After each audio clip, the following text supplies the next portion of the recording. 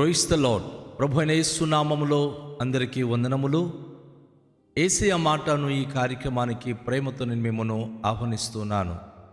ఈ దినము లూకా సువార్త 1వ అధ్యాయము 8వ వచనము నుండి 17 వచనాల వరకు మనము ధ్యానించుకుందాం. జకరియా తన తరగతి క్రమము చొప్పున దేవుని ఎదుట యాజక ధర్మము జరిగించుచుండగా, యాజక మర్యాద చొప్పున ప్రభు ఆలయములోనికి వెళ్ళి ధూపము వేయుటకు అతనికి వంతు వచ్చెను. ధూప సమయమందు ప్రజల సమూహమంతయు వెలుపల ప్రార్థన చేయుచుండగా, ప్రభుదూత ధూపవేదిక కుడివైపున నిలిచి అతనికి కనబడగా, జకర్యా అతని చూచి తొందరపడి భయపడినవాడాయెను. అప్పుడు ఆ దూత అతనితో, జకర్యా, భయపడకుము, నీ ప్రార్థన వినబడినది.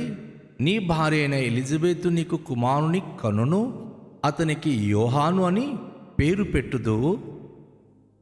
అతడు ప్రభు దృష్టికి గొప్పవాడై ద్రాక్షరసమైనను మద్యమైనను త్రాగక, తన తల్లి గర్భమున పుట్టినది మొదలుకొని పరిశుద్ధాత్మతో నిండినవాడై ఇశ్రాయేలులో అనేకులను ప్రభు వైపునకు, వారి దేవుని వైపునకు త్రిప్పును.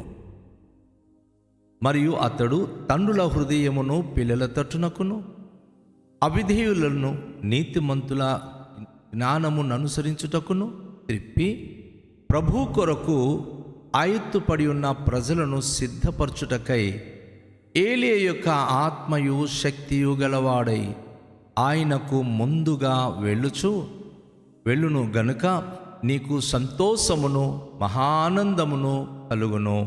అతడు పుట్టినందున అనేకులు సంతోషింతురనెను.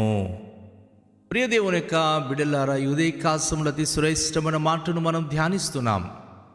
నిన్న మనం నేర్చుకున్నాం, ఒక భార్య భర్తలు ప్రభు పట్ల కలిగి ఉన్నటువంటి ఆ భయము, భక్తి, ఆయన ఆజ్ఞ ప్రకారంగా జీవించడము, ఆయన ధర్మ విధులను అనుసరించి జీవించడము ఎవరైతే కలిగి ఉంటున్నారో అలాంటి వారికి దేవునిలో నుండి వచ్చేటటువంటి అద్భుతమైనటువంటి ఆశీర్వాదం, అద్భుతమైన దీవెన ఏ రీతిగా ఉంటుందో ఈ దినము మనము ధ్యానిస్తున్నాం.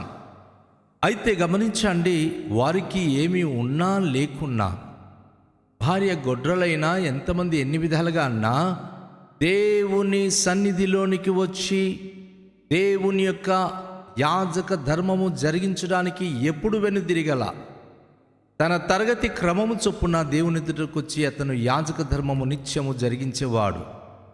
తన మర్యాద చొప్పున ఆలయంలోనికి వెళ్ళి ఆయన ధూపం వేస్తూ దేవునికి ప్రార్థన చేసే సమయం వచ్చినప్పుడు ఆ దినము ఏమి జరిగింది అంటే, ధూప సమయమందు ప్రజలందరూ సమూహమంతయు వెలుపల ప్రార్థన చేస్తూ ఉన్నారు.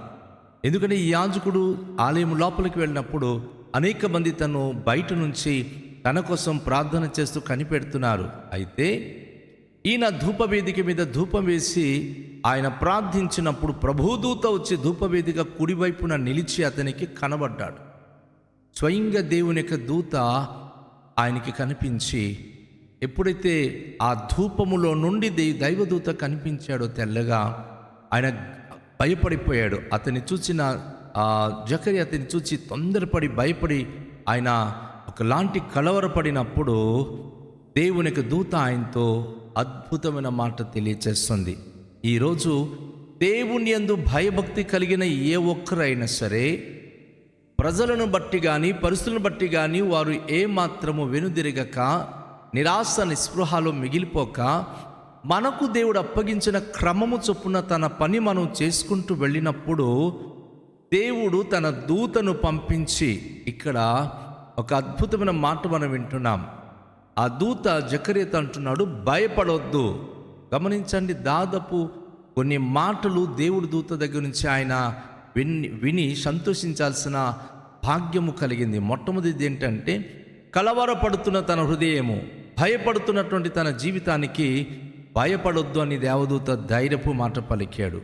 రెండోదిగా, నీ ప్రార్థన వినబడినది. ఈరోజు మనం చాలా ప్రార్థన చేస్తూ ఉన్నాం, కానీ మన క్రమమైన జీవితం లేకపోతే మన ప్రార్థన దేవుడు వినడు. దేవుని దృష్టిలో కనుక మనం క్రమంగా దేవునికి నచ్చినట్లుగా ఉన్నామనుకోండి, మన ప్రార్థనకు దేవుడు ఖచ్చితంగా జవాబిస్తాడు. కనుక నీ ప్రార్థన వినబడినది అని జకర్యాతో దేవదూత చెప్తా ఉన్నాడు. మూడోదిగా, నీ భార్య అయిన ఎలిజబెత్ నీకు కుమారుని కనును. ఎందుకంటే తనకు గొడ్రాలు అని చెప్పి పేరు, తనకు పిల్లలే పుట్టరు అని చెప్పి ఎంతోమంది తన గురించి దూషించి మాట్లాడి ఉన్నారు. వృద్ధురాలైపోయింది, తనకు పిల్లలు పుట్టలా. కాబట్టి ఇప్పుడు మూడో ఆ మాట, చల్లని మాటను దేవదూత అంటున్నాడు, అయ్యా, నీ భార్య అయిన ఎలిజబెత్ నీకు ఒక చక్కని కుమారుని కనిపెడుతుంది. ఆ కుమారునికి నువ్వు యోహాను అని కూడా పేరు పెడతావు అని చెప్పి పుట్టబోయే బిడ్డ, అలాగే ఆ బిడ్డకు పెట్టాల్సిన పేరు కూడా నువ్వు దేవదూతే తెలియజేస్తా ఉన్నాడు. ఇకపోతే ఆ యోహాను అనే ఆ బిడ్డ, ఏ బిడ్డ అయితే ఇంతకాలానికి ఆమె గర్భము ధరించి ఎలిజబెత్ కనబోతుందో ఆ బిడ్డకు ఉండేటటువంటి ఆధిక్యతల గురించి ప్రభు ఏమంటున్నాడంటే, అతడు ప్రభు దృష్టికి గొప్పవాడై ఉంటాడు. దేవుని దృష్టికి ఆయన సామాన్యుడు కాదు, గొప్పవాడు. అందుకే యేసే అంటాడు, భూమి మీద పుట్టినటువంటి స్త్రీ కనిన నరులలో యోహాను కంటే గొప్పవాడు ఎవడు లేడు అని ఒక సందర్భంలో యేసే తెలియచేస్తాడు. కనుక యోహాను బాప్తిస్మం ఇచ్చి యోహాను దేవుని దృష్టికి గొప్పవాడు. రెండోదిగా, ద్రాక్షరసమైనను మద్యమైనను త్రాగడు.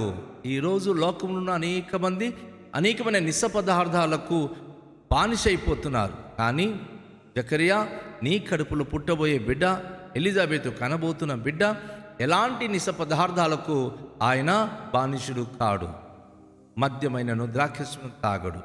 మూడోదిగా, తన తల్లి గర్భమున పుట్టినది మొదలుకొని పరిశుద్ధాత్మతో నిండిన వాడై ఉంటాడు. ఎంత గొప్ప విషయం కదా అండి. మన పిల్లలు గనుక పరిశుద్ధాత్మతో నింపబడిన వారై ఆత్మీయ జీవితాలు జీవిస్తారని ఆ మాట వింటే మనకి ఎంత సంతోషం కదా. ఎందుకంటే ఒకవేళ ఒక బిడ్డ గనుక పుట్టిన తర్వాత ఈ లోక సంబంధంగా మహాభక్తుడైనటువంటి సొలొమోను రాజు అంటాడు, దేవుడు ఒక మనిషిని యథార్థవంతులుగా పుట్టిస్తాడే కానీ మనుషులన్నాక వారు వివిధమైన తంత్రాలు కల్పించుకుంటూ తంత్రగుట్టులుగా మారిపోతున్నారు. ఈరోజు సమాజంలో మనం చూస్తున్నాం, చాలామంది పిల్లలు అభం శుభం తెలియక పుడుతున్నారు. అమాయకత్వంగా పుట్టి వారు ప్రజల దగ్గర నుంచి, అనేకమైన తల్లిదండ్రుల దగ్గర నుంచి, ప్రజల దగ్గర నుంచి మాయలు, అనేకమైన అన్యాయాలు నేర్చుకొని జీవితాలు చెడిపోతున్నారు. అయితే ఎలిజబెత్ జకర్యాకు పుట్టేటటువంటి కుమారుడైన యోహాను, ఆయన పరిశుద్ధాత్మ పుట్టినది మొదలుకొని, తల్లి గర్భంలో పుట్టినది మొదలుకొని పరిశుద్ధాత్మతో నిండుకున్నవాడై ఉంటాడు. మూడోదిగా, ఇశ్రాయేలీయులలో అనేకులను ప్రభు అయిన వారి దేవుని వైపునకు త్రిప్పును. ఎంత గొప్ప మాట చూడండి. అనేక మంది ఇశ్రాయేలీయులు దేవుని దగ్గర నుంచి దూరం అయిపోయి ఉన్నారు. ఈరోజు మన పిల్లలు దేవునికి దూరంగా బ్రతుకుతున్నారా, దేవునికి దగ్గరగా బ్రతుకుతున్నారో? ఓ అమ్మ, ఓ సహోదరుడా, ఓ సహోదరి, నీ పిల్లల కండిషన్ ఎలా ఉంది? They are following the god or they disobey their god. ఇక్కడ యోహాను ఎవరు అంటే, ఇశ్రాయేలులో అనేకులు దేవునికి వదిలేసి వారు వెళ్ళిపోయినారు కనుక ప్రభు అయిన వారి దేవుని వైపునకు ఆయనే త్రిప్పును. వారి జీవితాలు ప్రభు వైపు త్రిప్పేటటువంటి వాడు మీలో నుంచి పుట్టబోతున్నాడు.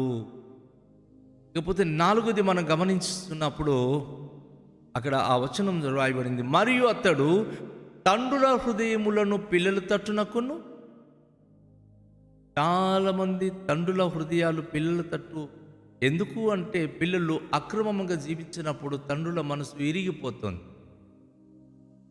ఆ పిల్లల విషయంలో వారికి చాలా బాధ అనిపించి మనసులోనూ వారికి దూరం అయిపోతున్నారు. ఇది స్వయాన మహిమగల దేవుని యొక్క మనసులో ఉన్న మనస్తత్వం. ఎందుకంటే ఇశ్రాయేలుకి తన పిల్లలుగా ప్రేమించాడు, కానీ ఆ ప్రజలు ఏం చేశారు? తండ్రి దేవునికి గాయపరిచి విధేయులుగా జీవిస్తున్నారు. కనుక తండ్రుల హృదయము పిల్లల తట్టునకు, పిల్లల హృదయం కూడా తండ్రి తట్టు తిప్పేటటువంటి క్రమము యోహాను ద్వారా జరుగుతుంది. అవిధేయులను నీతిమంతుల జ్ఞానమును అనుసరించుటకును త్రిప్పి, ఎంతమంది అవిధేయులుగా జీవిస్తున్నారో నీతిమంతుల జ్ఞానమును అనుసరించుటకు, అంటే నీతి మార్గమును అనుసరించుటకు త్రిప్పబడుతుంది. యోహాను వచ్చి వారికి నీతి మార్గమును చూపిస్తాడు, నీతి మార్గములో నడిపిస్తాడు. ఐదోదిగా వారి గురించి ప్రభు కొరకు ఆయత్తపడి ఉన్న ప్రజలను సిద్ధపరచుటకై ఏలియా యొక్క ఆత్మయు శక్తియు గలవాడై ఆయనకు ముందుగా వెళ్ళును. ఇక్కడ ఎంత అద్భుతమైన మాట మనం చూస్తున్నామంటే, ప్రభు కొరకు ఆయత్తపడి ఉన్న ప్రజలను దేవుడు ఎవరినైతే ఏర్పరచుకొని ఉన్నాడో తన రాకడకై సిద్ధపరచడానికి, తన పరిచర్యకై సిద్ధపరచడానికి ఏలియా యొక్క ఆత్మ శక్తి యోహాను మీద నిలవబడబోతుంది. యోహాను దేవుని యొక్క వాక్యమును బట్టి జీవించడానికి ఆయన అద్భుతమైనటువంటి అనుభూతిలో మనము ఆయన పుట్టుక గురించి దేవదూత జకర్యాతో మాట్లాడుతూ ఉన్నాడు. అయ్యా, నీ భార్య గర్భంలో పుట్టబోతున్న పిల్లవాడు చాలా కాలం ఆమె గొడ్రాలు అని చెప్పి అనుకున్నారు కదా, కానీ ఆమె గొడ్రాలు కాదు, తన కడుపులో ఒక ప్రవక్త పుట్టబోతున్నాడు. దేవునికి స్తోత్రం. ఒక ప్రవక్త పుట్టబోతున్నాడు. ఏలియా యొక్క ఆత్మయు శక్తియు గలవాడై ఆయనకు ముందుగా వెళ్ళును. ఎవరికి ముందుగా అనగా ప్రభు అయిన యేసుక్రీస్తుకు, దేవునికి ముందుగా వెళ్ళును గనుక నీకు సంతోషమును మహానందమును కలుగును. అతడు పుట్టినందున అనేకులు సంతోషింతురనెను. ఎంత బ్యూటిఫుల్ అండి ప్యాసేజ్లో మనం చూస్తున్నాం. ఈరోజు మన పుట్టి పిల్లలు మనందరికీ సంతోషకరంగా ఉన్నారా, దుఃఖ కారణంగా ఉన్నారా? చాలామంది తల్లిదండ్రులు ఆ పిల్లల కోసం ఎందుకు ఈ పిల్లలు కన్నామని చెప్పి బాధపడుతున్నారు. కన్న వాళ్ళ గుండెకి కోత కూర్చే పిల్లలుగా తయారయ్యారా, లేకపోతే కన్న తల్లిదండ్రులకు సంతోషము కలిగించే పిల్లలుగా ఉన్నారా? అయితే డబ్బులు సంపాదించి మేడ మీదలు కట్టి ఏదో సాధిస్తే తల్లిదండ్రికి సంతోషమని కాదు. పుట్టబోయే యోహాను అనేక మంది ప్రజలను దేవుని వైపు మళ్లించడం, అవిధేయులైన వారికి నీతి మార్గం నడిపించడం, తల్లిదండ్రుల హృదయాలు పిల్లల తట్టు, పిల్లల హృదయాలు తల్లిదండ్రుల తట్టు తిప్పడం, ఇక ఆయతపరచబడిన వారందరికీ ఆయన దేవుని మహిమ కొరకై సిద్ధపరచడం, ఇవన్నీ దైవ రాజ్యానికి సంబంధించింది. ఒక మంచి పవిత్రమైనటువంటి దేవునికి సన్మార్గంలో ప్రజలను సిద్ధపరిచి వారి కొరకు సిద్ధపరచడం అనేది జరుగుతూ ఉంది. కనుక ఇలాంటి కార్యక్రమం చేసే బిడ్డ గనుక పుడితే దేవదూత అంటున్నాడు, అయ్యా జకర్యా, నీకు చాలా సంతోషం, మహా ఆనందం కలగబోతుంది అయ్యా. ఎందుకంటే నీకే కాదు, మీ కడుపులో ఈ వృద్ధాప్యంలో మీకు పుట్టబోయే పిల్లోడు అనేకుల కొరకు సంతోషాన్ని కలుగ చేయబోతున్నాడు. ఆయన కార్యముల ద్వారా, ఆయన సందేశం ద్వారా, ఆయన జీవితం ద్వారా అనేక మంది సంతోషించబోతున్నారయ్యా అని జకర్యాతో దేవదూత తెలియచేస్తా ఉన్నాడు. కనుక నా ప్రియ సోదరి సహోదరుడా, జకర్యా ఎలిజబెతులు చాలా కాలం గొడ్రలుగా ఉన్న వారి జీవితంలో వారు ఊహించని అద్భుతమైన ప్రవక్తనే వారి గర్భాన బిడ్డగా పుట్టించి వారికి మహానందం కలిగించాడు. వారి ద్వారా అనేక ప్రజలకు సంతోషం కలిగించాడు. కనుక రండి, తలలోంచుకొని, ప్రభువా, మేము మీ పట్ల భయభక్తి కలిగి జకర్యా వాళ్ళే, ఎలిజబెతు వారే విశ్వాసంతో మీ మార్గంలో నడుచుకొని మీ ఆశీర్వాదానికి వారసులు అయ్యే భాగ్యము దయచేయమని ప్రార్థన చేద్దాం. దయగల తండ్రి, ఉదయకాల సమయంలో మీ మాతో మాట్లాడిన మాటల కొరకు వందనాలు. నీ వాక్యం వింటూ వాక్యానుసారంగా జీవించే భాగ్యం మాకు అనుగ్రహించండి. మీ యొక్క కృప, మీ కరుణ, మీ కటాక్షము మాకు దయచేయమని ప్రార్థనలో మనవి చేస్తున్నాను. పరమ తండ్రి, ఈ ప్రశస్తమైన సమయంలో రండి, మీ యొక్క కృప, మీ కరుణ, కటాక్షం దయచేసి విన్న వాక్యం ప్రతి కుటుంబంలో, ప్రతి బిడ్డల జీవితంలో ఫలభరితము చేయమని, వాక్యానుసరమైన జీవితం ప్రతి బిడ్డలో కలిగి ఉండడానికి, వాక్యమున్న ఆశీర్వాదములు పొందుకోవడానికి కృపనిమ్మని యేసు నామములో ప్రార్థిస్తున్నాము తండ్రి, ఆమేన్. అందరికీ షాలోం. ప్రభు మనలను దీవించునుగాక.